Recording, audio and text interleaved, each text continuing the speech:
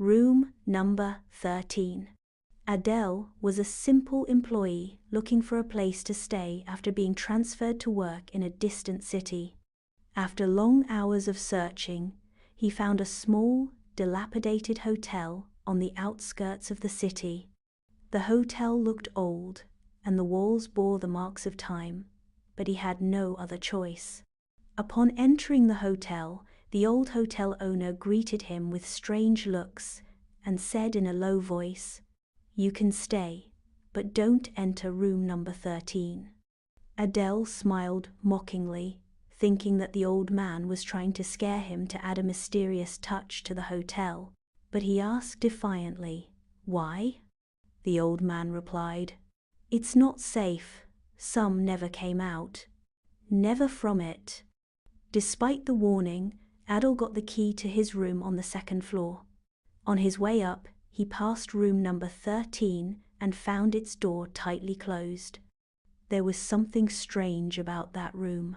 Cold air emanating from it despite the warmth of the corridor, and faint whispers coming from inside. That night, Adel could not sleep. He decided to explore room number 13 to find out the secret behind the old woman's warning. He crept quietly into the corridor and looked around. The corridor was dark and full of shadows dancing under the light of broken lamps. When he reached the room's door, he was surprised to find it unlocked. He pushed the door slowly. It creaked. He heard an annoying buzzing sound. The inside was completely dark, but he lit his phone to reveal the place. The room was empty, but the walls were covered with strange drawings and dried blood. In the corner, there was a chair swinging by itself. Suddenly, the phone light went out, and Adel heard footsteps behind him.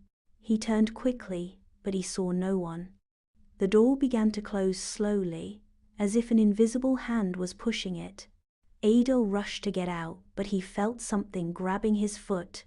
He screamed loudly, but his voice disappeared into the darkness of the room. And at that moment he heard a whisper very close to his ear. "I warned you." When the hotel owner arrived in the morning to check on Adel, he found room number 13 was wide open, but it was completely empty. Adel was never found, and all that remained of him was his phone, which displayed a single message on the screen. "I was here."